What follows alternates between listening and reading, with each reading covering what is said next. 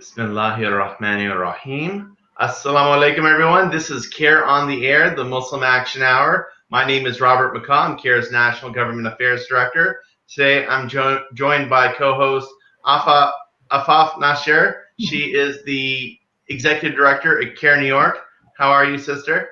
Assalamu alaikum wa rahmatullah, Brother Robert. I'm well. Jazakallah khair for asking. And thank you for having me on this episode of CAIR on Air. I'm excited to be here with you.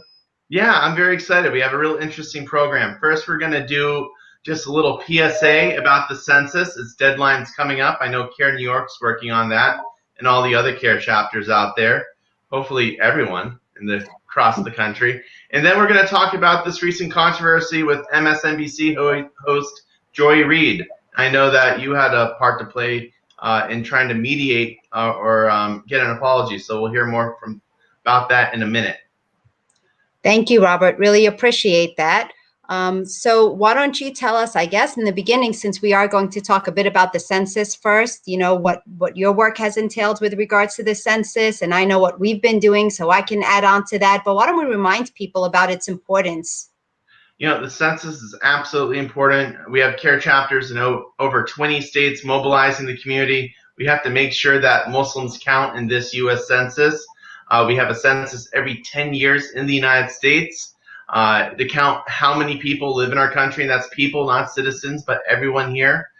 In March, every American household should have received a census form to complete. And you can complete that through the form that was mailed to you at your residence. You can complete that online by visiting my2020census.gov. And you can also complete it by phone. You can call 1-844-330-2020. Again, that's 1-844-330-2020. And you can answer in English as well as in 12 other languages. Or again, you can just complete it by mail by filling out that form and sending it back. I did it the old-fashioned way. It was fun. I do trust in the mail system. I think it's going to work fine this election. But let's hope so. Inshallah. But the census is really important because all this data, it helps determine how over $675 billion in federal funding is distributed to communities across the country in the form of public assistance like SNAP, healthcare, education, transportation, disaster recovery. Nonprofits like CAIR, houses of worship, we use this data when we're making when we're making grant applications, trying to get money for good public works. We rely on this data to show how our programs could affect people or communities in certain areas. And again, one of the most important things, the U.S. Census helps determine congressional districts.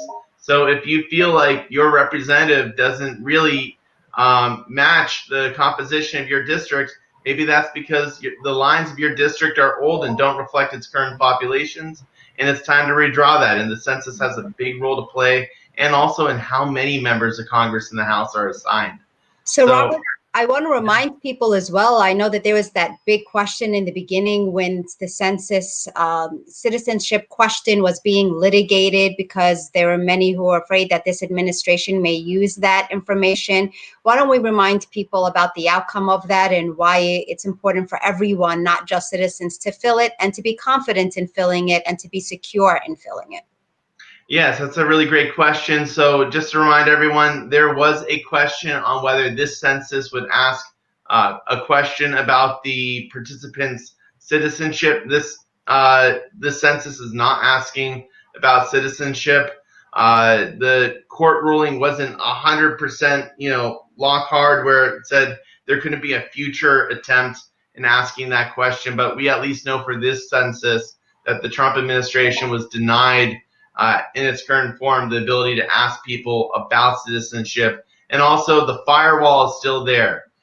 Any of the information used in the census is not going to be used by ICE, CBP, or any other customs or immigration agency that would try to use this information to uproot residents in the U.S. from where they live or their communities. And so whatever you fill out in this census, that is your information. It goes to the census. It's not going anywhere else. It's protected. And it's really important. And the one big reminder that I have to drop in, the census's deadline is at the end of the month, September 30th. For really no good reason, the Trump administration brought the deadline forward. It was originally October 31st. They're trying to complete the census now by September 30th. So we have less time to fill out what is really an important survey of American communities. And just, to sort of wrap this conversation for this portion of the segment, I also want to tell you that I also filled out my census pretty early. I actually did mine online. Okay. And it's a really easy form to fill out. We should let people know it's nothing that's too complicated. And it's not that every single person needs to fill it out, but rather every person in a household needs to fill it out. So you have the opportunity to complete that really important information in one sit down that you just in front of your computer or in front of a piece of paper, and you fill it out for everybody in your household, and you've contributed in a very meaningful way to secure funds for your local population. It was really easy. I sat down and this is writing it out. It only took me 10 minutes to fill out for my entire family. So I can imagine online it would be very quick. So I guess now, Robert, with your permission, unless there's something else you want to talk about the census, I think we should get just September 30th. With Joy Reid out by September 30th. Okay, everybody, you heard Robert, September 30th. We would appreciate everybody doing their part. So switching now to the Joy Reid show. You know what happened. I know what happened. Lots of people know what happened because it became this big controversy. Lots of people were tweeting about it. Essentially on NBC's program, Joy Reid Show, which airs, I believe, on a nightly basis, right? I think it's at least Monday through Friday. It's an hour-long program. And there was this one segment in which she was talking about President Trump's encouragement of white supremacist violence, essentially. And in making that comparison, she made an analogy to Muslim leaders encouraging violence, especially among youth, for Muslims. And she went on to say that, when Muslims do this, we call it radicalized. So what do we call it when Trump does it? And understandably, a lot of Muslims got upset about this. But before we get into the reasons why people got upset about it, if it's not already obvious at face value, we think it is. Why don't we go ahead and show the clip of what she actually said for context? Ayan?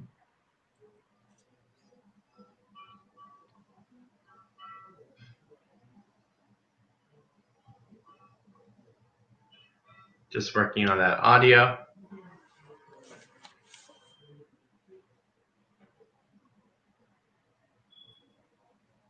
Bear with us.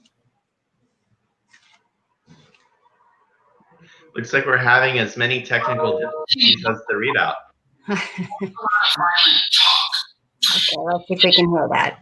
Their supporters to be willing to. One more try. I don't know why they can't hear it. All right. Well, we made progress the first time. We'll give her one more shot. And if not, we'll simply paraphrase. Yeah. And I mean, you can just see that on the tweet. Essentially, Joy Reid described a process of radicalization within the Muslim world where Muslim leaders were radicalizing Muslims to harm others and themselves. And, in that process,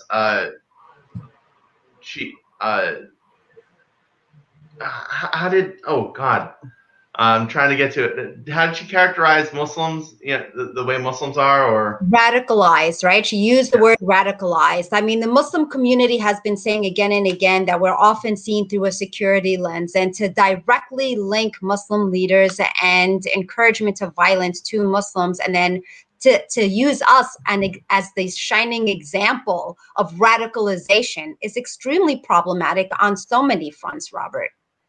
It is. I'm actually going to pull up the statement if you bear with me. Sure. And while you're doing that, for those that have seen it, I mean, this was a statement, the entire segment played before yesterday, right? And then yesterday there was, after everyone was sort of saying, hey, calling her out and saying, whoa, this was an extremely detrimental and Islamophobic statement. She then said that she would address it in yesterday's segment, which she did. Robert, do you have those words, it looks like? Yeah, no. The specific mention was that Muslim leaders in the Muslim world were, when they radicalized Muslims to commit acts of violence, she then compared Muslims to white supremacists being radicalized by Trump, and she said just the way Muslims act. So, this wasn't generalized. This was a very generalized statement.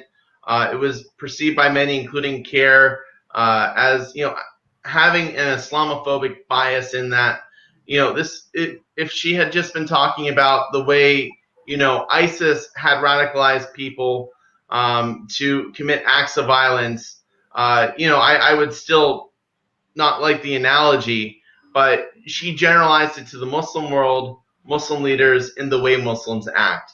And Right. that is, it's an anti-Muslim trope, because when you look at it in face value, there are many ugly tropes out there about communities. And this one, the one that just, the generalization that Muslims are inherently violent, it's an ugly trope. So, it's an ugly trope, Robert, that's not just words, but actually has consequences, right? Every single Absolutely. day, CAIR around the nation and our CAIR chapters are dealing with the consequences of those tropes, right?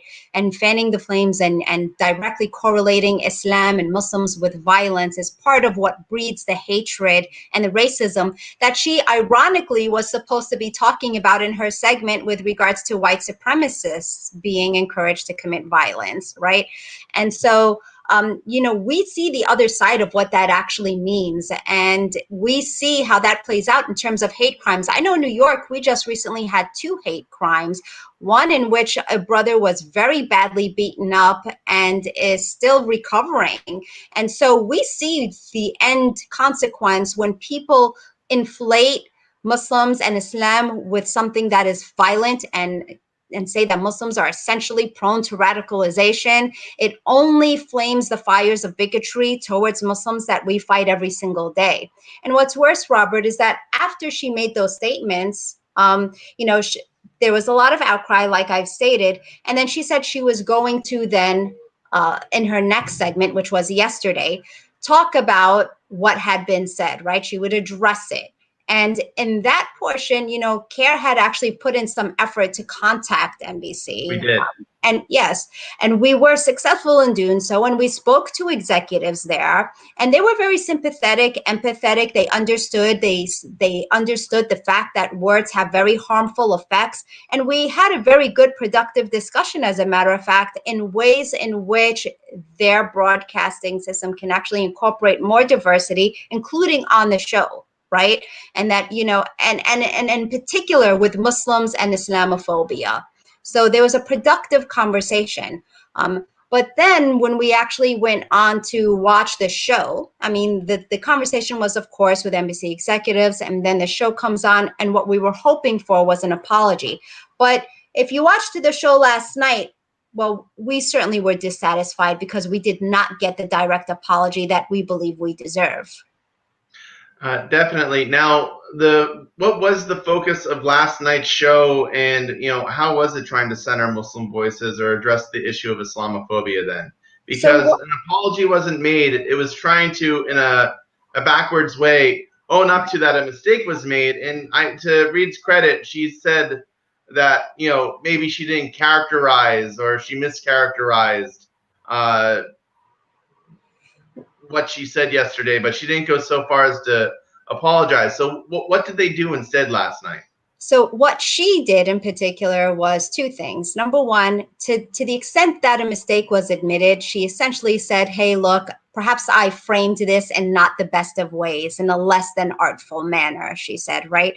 And then to put a spotlight on Islamophobia, she actually brought in speakers like, for example, our friend, Sister Dalia Mujahid, who actually spoke about Islamophobia in terms of the kinds of consequences that we were talking about before, what Islamophobia is, what actually happens every single day, and what Muslims face, right? So what she did was she highlighted and centered a Muslim voice to talk about Islamophobia Islamophobia, which is really important. And if It is. this had been a segment on Islamophobia or on racism in America and how different communities face it, and that was really the focus of the show, that would have been fantastic and we would all be applauding it. And we still applaud it to some degree in the sense that it brings awareness to the realness of Islamophobia. However, when we turn our attention directly to how she tried to backtrack her statement and the lack of direct apology, rather than looking into the camera and saying, you know, I mischaracterized Muslims. That analogy was not only poor, but it was factually incorrect. I should not have connected Muslims around the world with radicalization and inherent violence. And for that, I apologize, understanding that I must start to correct my own actions before I can point to other people's actions with regards to encouraging any kind of racist remarks, right? And if she had done that, if she had owned up, I think we would have been satisfied. And I think this points out that, it's not that, Joy Reid is Islamophobic, but there's Islamophobic bias in the way that the media in general portrays Muslims and portrays Islam. And it's very easy to fall into often used tropes that we find in American media. And in kind of addressing how the media attacks Muslims, she actually fell into the same trap and used the same anti-Muslim trope. And so I think that's why it's really important that, whether you're on the left or the right, that you address Islamophobic bias and that you try to address what are the root sources and also what are the outcomes. If we just have these biases, how does that affect people?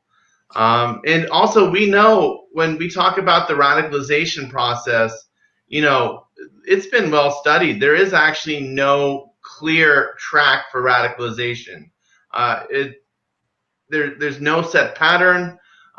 There's no process where leaders just inspire people the way that Reid was pointing out.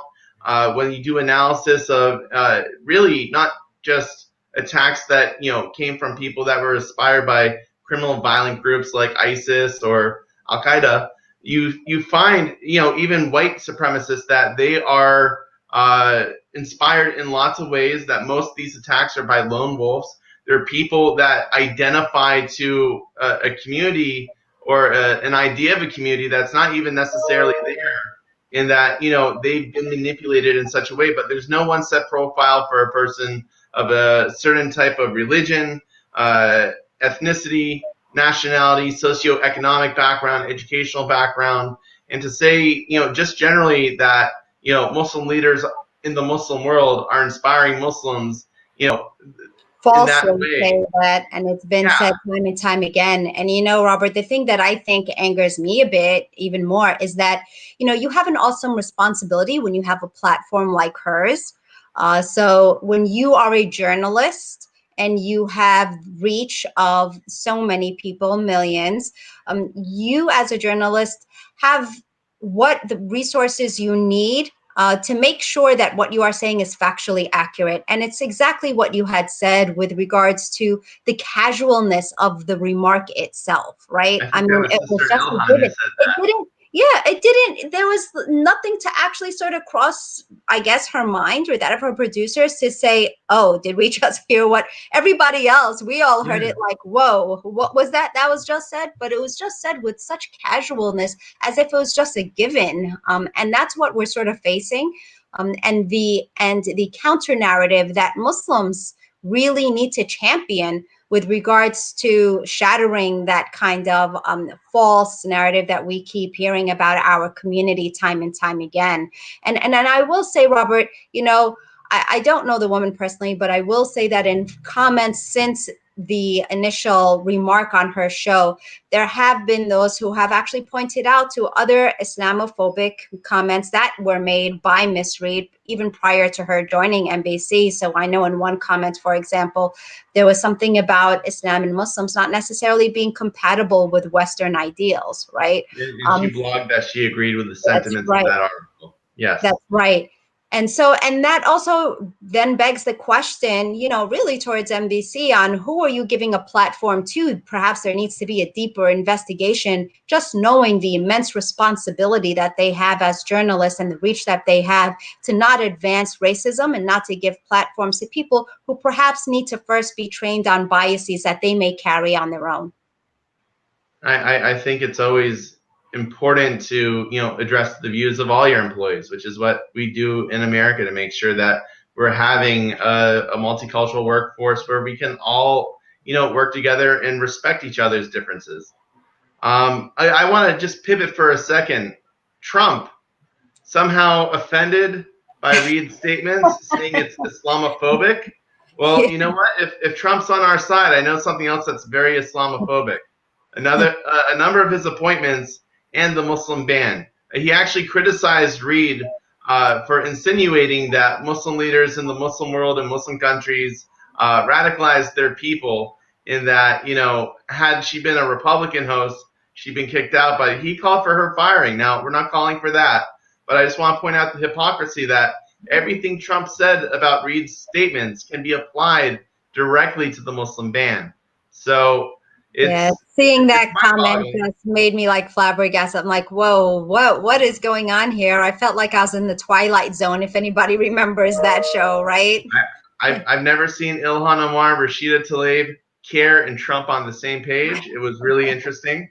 But we also know that it's kind of it's a political ploy to divide his perceived political opponents and, point out, there is some hypocrisy that Islamophobia is definitely happening on the political right, and we see it sometimes does happen on the left. And I think that's why, CAIR sometimes makes the hard decisions it does, and it stands up for the Muslim community no matter where the source of this bias is coming from.